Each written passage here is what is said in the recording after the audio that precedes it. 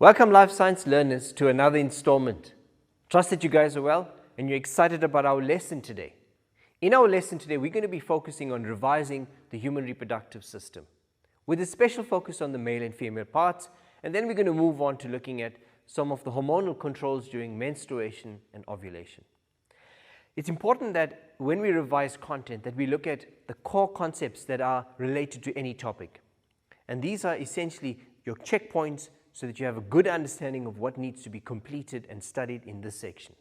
That's what we're going to do, and then we're going to look at some structures and parts and their functions. Let's get straight into the lesson. So we're going to review some of the concepts, and we're going to look at an overview of the male and female reproductive systems in this segment. Our core concepts, as I mentioned, are important in that we should know exactly what we need to prepare and study for. It's important that you know the structure of the male and female reproductive system.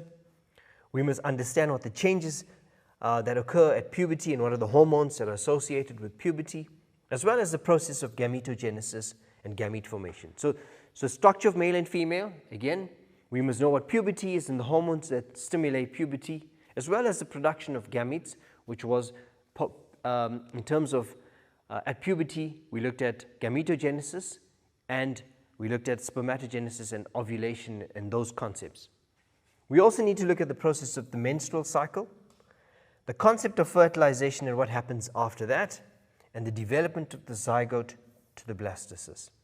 We also spend some time looking at the process of implantation as well as the gestation period and the role of the placenta. And then finally, you should end up revising through the concept of what contraception is, the different methods of contraceptive measures that are taken, as well as probably the treatment of infertility, or what does fertility mean. So that's an overview of the key concepts that you need to revise when planning or when studying for the section on human reproduction. As an overview, when we look at the male and female reproductive systems, it's important that first you understand the concepts based on a diagram. So draw some diagrams or print out some diagrams. Keep these as illustrations that you can very quickly refer to when you revise for an assessment. Know the parts. You should be able to identify all the parts that are on a diagram. And if it helps, label these, highlight them so that they stand out. It's important that you understand what these parts are and what are the structures that are important in terms of each of these organs functioning. And then you need to know the functions of each of these structures, because these often are a way to remember how an organ functions. So understanding the diagram, labeling the parts, and having a sense of what these structures are and their functions. So those are the kind of the basic concepts that you would need to understand when looking at the male and female reproductive systems. Now let's look at both of these systems and we'll have an overview of them. It's important that when we look at the male reproductive system, we understand the view that we're looking at. So for me, this is the side view that I've illustrated to you.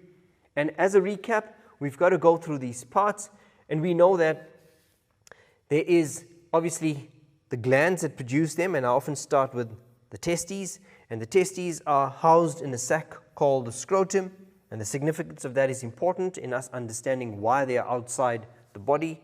We know that on the surface of the testes are these coiled tubes, and we refer to that as the epididymis, and these are then the organs that produce the sperms, and then the sperms are transferred via a tube called the vas deferens, where that then enters into the ejaculatory duct, and then it is released via the urethra, which is that tube there, and that carries both semen as well as urine out.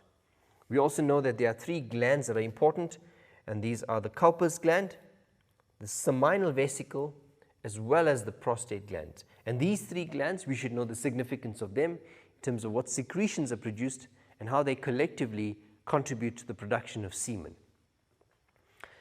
It's important that we understand that we have foreskin at the tip of the penis, and that the penis contains erectile tissue, which fills up with blood upon stimulation and becomes stiff and erect. Okay, the significance of the scrotum is important as a structure that houses the testes slightly below body temperature. And so that's a very quick overview of the parts. Again, make sure that you remember the functions of each part and you're able to label a diagram like this. So we're going to try that in a little while. As an overview of the female reproductive system, we've got to have a sense of what the female reproductive system is made up of. So we have a pair of ovaries, and you'll see them right here, these almond-shaped structures, which are then producing the eggs, which are then carried via these fallopian tubes, and that's the equivalent of the sperm duct or in the males, and here we have that in females called the fallopian tubes, and these carry the eggs to the muscular organ called the uterus, and the uterus is lined on the internal side by the endometrium. Again, it's made up of a muscle layer called the myometrium. You've got to have context to what the cervix is, the opening, and that's the opening between the uterus and the vagina here. You've got to remember that you also have the bladder that's situated just in front of the uterus. Okay, so that's the overview of the female reproductive system. So we must know the organs that produce the eggs, the tubes that carry the eggs to the uterus, and the cervix as the opening that connects the vagina to the uterine chamber. Again, know the structure, the different parts, and their respective functions. Now, having looked at the overview, let's try and have a sense of how these questions can be asked in the context of a revision-based assessment. So here's a question. The diagrams below show the human male and female reproductive systems. And so these systems are illustrated alongside each other with different parts that are labeled. I often look at a diagram and very quickly try and identify the parts. And so the key to answering a question successfully is often parts are labeled, and the reason why they're labeled is obviously the examiner is going to reference those labeled parts at some point. So the overview of a diagram is to look at a diagram and to very quickly pencil in some of those parts that are labeled. So that's what I'm going to attempt to do very quickly. So we have the male reproductive system situated on the left-hand side, and structure A points to these tubes that are carrying the sperm out. So that would be the vas deferens. Okay, so that's the vas deferens there. If you look at structure B points to the tube that carries out semen along with sperm. So that's the urethra, and that's the urethra. Structure C points to the testes that we can easily identify, and structure D points to the penis.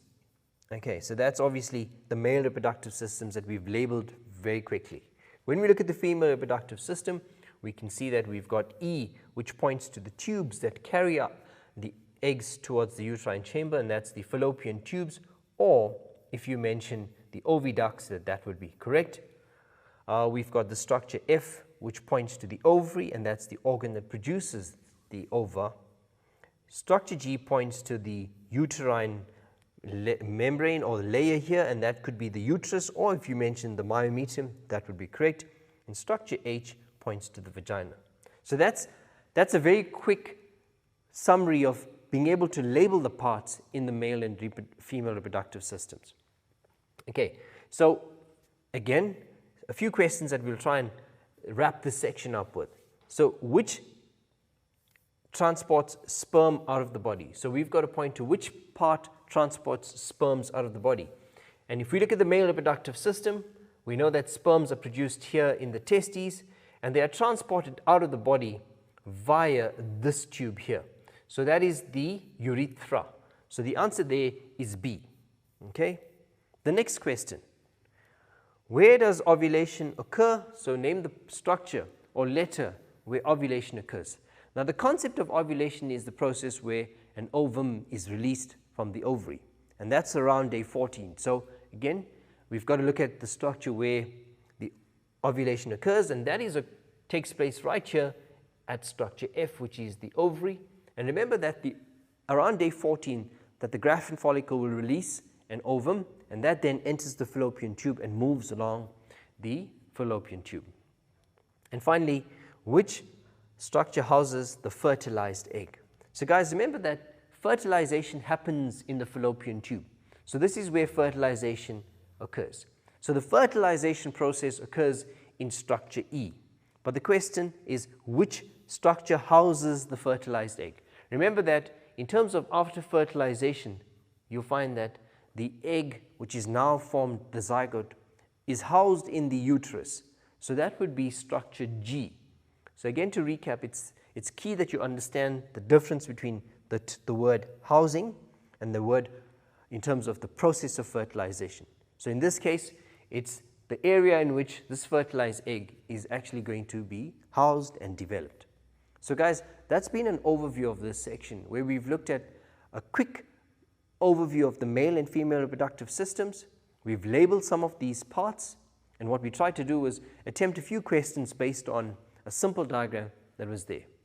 So I trust that you guys have now recollected the structures of the male and female reproductive systems. I think it's important that we have a little break. When we get back, we'll tackle a few more questions on the male and female reproductive system. So have a little stretch break, and I'll see you guys in a little while.